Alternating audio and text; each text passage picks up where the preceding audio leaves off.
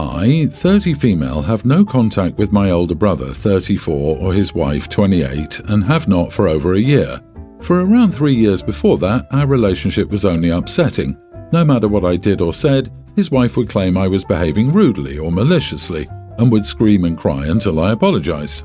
My brother, her parents, and her brother contacted me over the years to explain this was how she related to girls. Screaming, crying, and reconciling afterward was her way to be close to girls. I was often urged to play along and accept this about her because, over time, we would become close to it. But it got to the point where it was unbearable. Every message and interaction with her was exhausting, and she delighted in putting me down in front of other people. My brother absolutely enabled this and made everything worse. In fact, the final straw was him secretly recording a conversation we had where he asked me some deeply personal questions. At the time, I thought he was trying to be vulnerable together to mend our relationship. I caught him playing the recording with her as they laughed at me. I got a job opportunity far away and jumped at it, making going no contact suddenly much easier. I haven't spoken to either of them since. They've also yet to try to contact me since I moved. They recently had a child, something I only know about because my mom told me, and she's begun bugging me to visit them and send gifts and messages. I tried to say no thank you and even explained if they reached out I wouldn't respond, but I'm not interested in initiating contact. But every conversation I have with her now begins and ends with, "You're an aunt now, you need to act like it," or some variation. So today I said, "I'm not an aunt, I'm not in this baby's life in any way," and she was really upset with me. She asked me if I was rejecting her grandchild, which of course I'm not. She's welcome to have a relationship with whomever she wants and to be involved as she wants. But I'm not in this baby's life as an aunt or otherwise, and I don't see that changing in the future, honestly. The conversation only soured from there, with her insisting that if I refuse to accept I'm an aunt, then I'm claiming she's not a grandmother. She's now not speaking to me and insists I'm unnecessarily hurtful, creating sadness at a time that should be happy. I don't think of myself as an aunt at all, but now I wonder if it was cruel to voice that thought. Am I the idiot for saying I'm not an aunt? You're not the idiot. Your sister-in-law sounds exhausting and insane. Creating conflict is not a healthy way to build a close relationship. Your brother and his wife may be complaining to your mom that you haven't begged them to be a part of their child's life, so you should consider going no contact with your mother as well. It's not only your brother enabling your sister-in-law's weird behavior, but also your mother. What has your father to say about all this? Do you have any other siblings? I have 2 other younger brothers who think she's nutty. My parents are divorced, but my dad is on my side. He was the one who told me to cut them both out of my life. He took them out for a meal and discussed it right before I left to get a feel of the situation and see how we could fix everything. But he told me afterward there was nothing to be done because they seemed to enjoy the whole situation. He said to me, "It seems they like having an outside person to blame things on, and I was just unlucky to be chosen for that role." Oh wow, this is just so messed up. It seems like your brother and mother will turn themselves into pretzels to accommodate for some mentally ill 28-year-old who's been enabled her whole life. Sorry to say it, but this is truly good riddance. But looking at this, it might be that your older brother and sister-in-law are pressuring your mother into making you come to see the baby by restricting her access. I can't see a different explanation for her being so desperate, connecting you not wanting to be an aunt to her being a grandmother. It's good that you are not entirely alone and still have your father and younger brothers as support on this matter. I hope your bond with them will stay strong, and I wish you the best for the future. Please seek therapy to heal your trauma and leave toxic people in your past where they belong. Stay strong. I, male 26, started dating my girlfriend 27 2 years ago, and we've been living together for the last 5 months. So yesterday was my girlfriend's birthday and I did a small celebration for her at midnight. I bought a cake, a bouquet and a small gift for her, an Apple Watch, and everything went well. I also had dinner planned in my head, but my girlfriend's close friend was in the city, so she asked if we could both go for birthday dinner with her 3 friends. I happily accepted because it was her birthday. In the evening, we had her birthday dinner. Her friends had also bought cake and balloons for her again, and the celebration went pretty nicely. After dinner, the waiter came up with a bill and handed it to my girlfriend, who paid for it. After saying goodbyes to everyone when we were in the car, my girlfriend said something really weird, out of her character, that I should have paid the bill in the restaurant. It would have made a really good impression about me in front of her friends, because I make 2 or 3 times more than her. I'm not going to lie, but it was hurtful to hear that, so I said my friends frequently spend time at our place, so you should do more chores and cooking around our house in front of them, so it would make a really good impression on you too. As you can guess, this upset her, and the remaining night was not good. So was I wrong to make that comparison? You are the idiot, I wouldn't have said that. You had her pay for her own birthday dinner? Oof, bad call. But you could have apologised. Instead, you gave the worst analogy that makes you sound misogynistic. Doing more chores shouldn't impress any guy except those cringy alpha males. It was her birthday. You sound really cheap and not generous. Exactly, the chore analogy was dumb. If it was your birthday and she cleaned up after you, sure. But it was her birthday.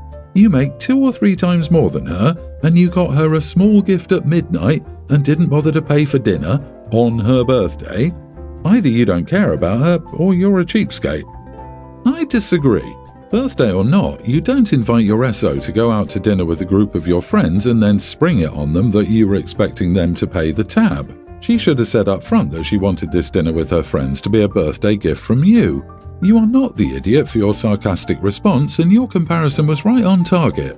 It's been 2 years. Why must you prove to her friends that you're worthy of their approval? My 26 female sister, 33, has 2 sons, Bracken, young teen, and Neville, tween.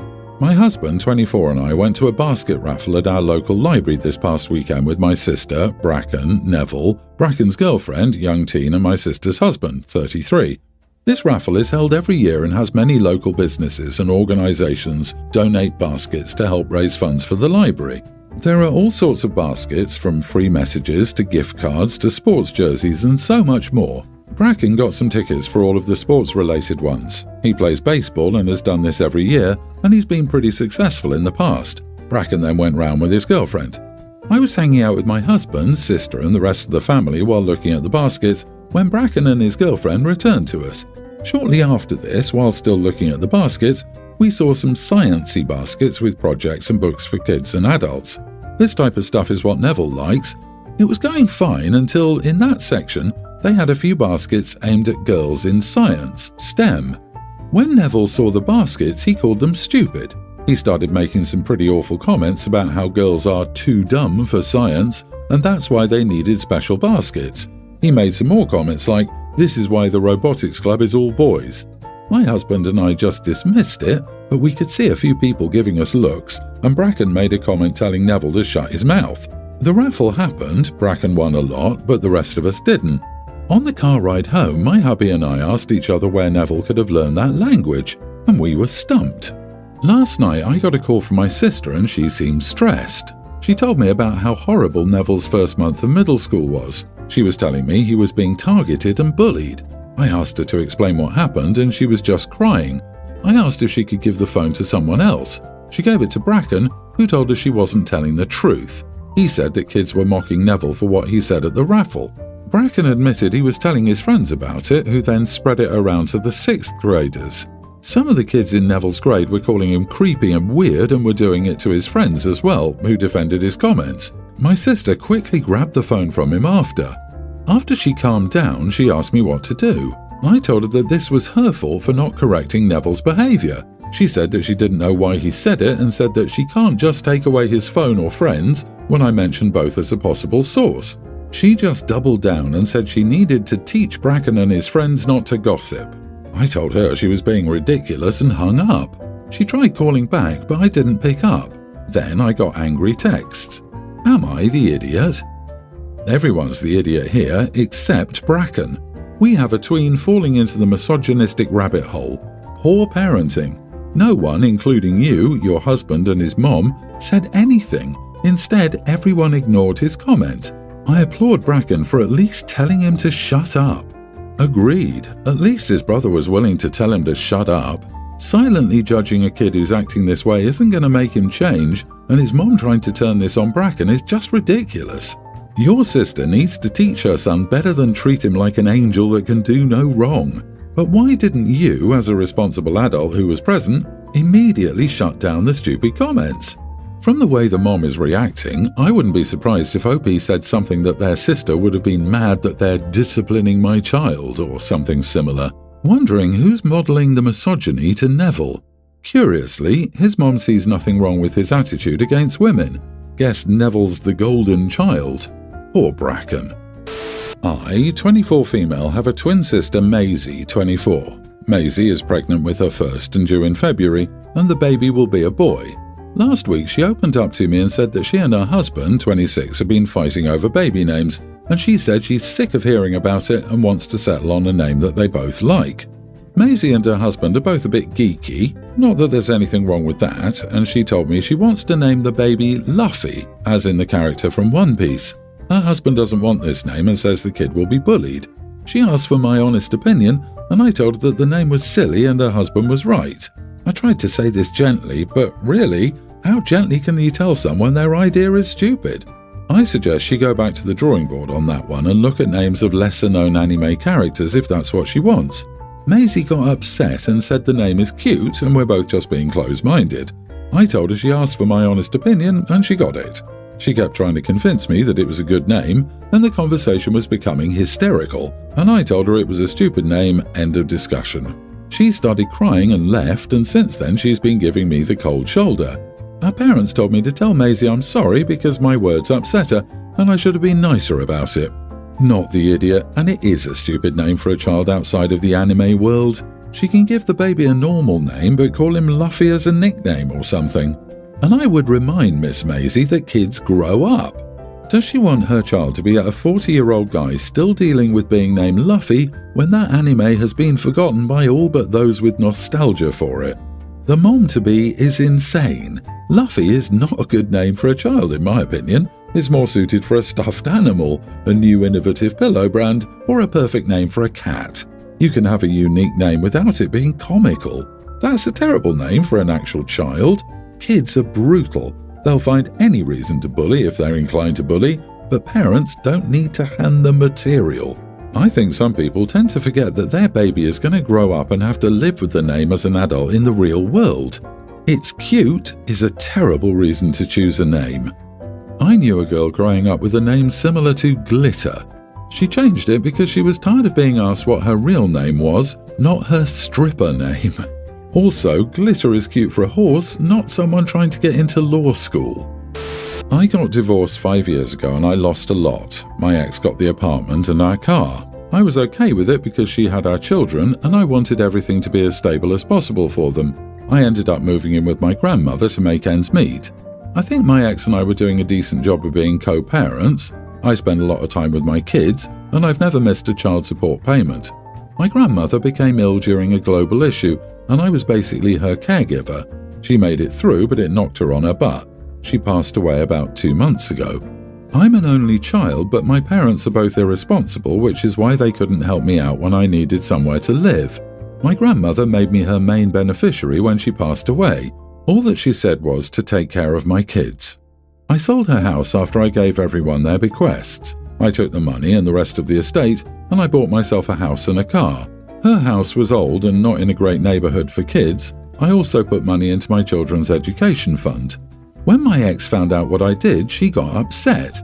She said that I owed her more child support now. I checked with my lawyer before I did anything. Money from an inheritance, the sale of a house, or a lottery win does not count as income.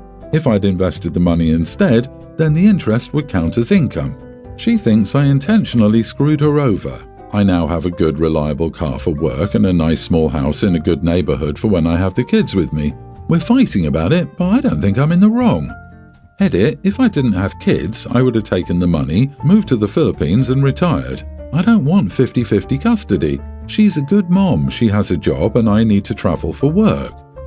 You're not the idiot. It sounds like you spent several years living tight, sharing an apartment with your grandmother, caring for her, etc. You certainly weren't living high on the hog then and you aren't now. You bought a small home and a reliable car which will benefit your kids. You put money in their education funds. It sounds like you're responsible with the money and she's just mad that she doesn't benefit from it. It's not like you came into a huge fortune and bought a beach condo and private plane. Even if you had, you still wouldn't owe your ex squat for our purposes here. I hope your lawyer is correct. Your inheritance money? I think you mean our inheritance money. We might be divorced, but what's yours is mine, and what's mine is mine, and mine, and mine, and mine. And not yours. Don't make me use the kids against you. Did I accurately depict OP's ex well enough? I think that's the ex's main issue here. OP is now in a stable position where he can potentially go back to court and ask for more custody of the kids, which would mean less child support for the ex. Sorry, not sorry, but your ex is just mad that she isn't getting money, not your kids. Ignorance of the law is no excuse. You talk to the lawyer and everything is on the up and up, so she's going to have to suck it up and stop being jealous. You have a right to a nice home and a car, especially for your kids. Do you think buying yourself a nice house and a nice car is what your grandma meant when she told you to use the inheritance she left you to take care of your kids? Maybe grandmother thought it was all going to be the kids' college fund. How much do you currently pay in child support? $300 a month for 4 kids or something like that? Because money doesn't go far with kids in this economy. You are the idiot for leaving the actual child rearing up to your ex. Now that you have no excuse, you should honor your grandmother's final wish and care for your kids instead of yourself. If you're just a weekend father, then the house in the nicer neighborhood is really for you, and your kids are still stuck in an apartment most of the time. Get a new job or figure something out the way you would expect her to do for your kids.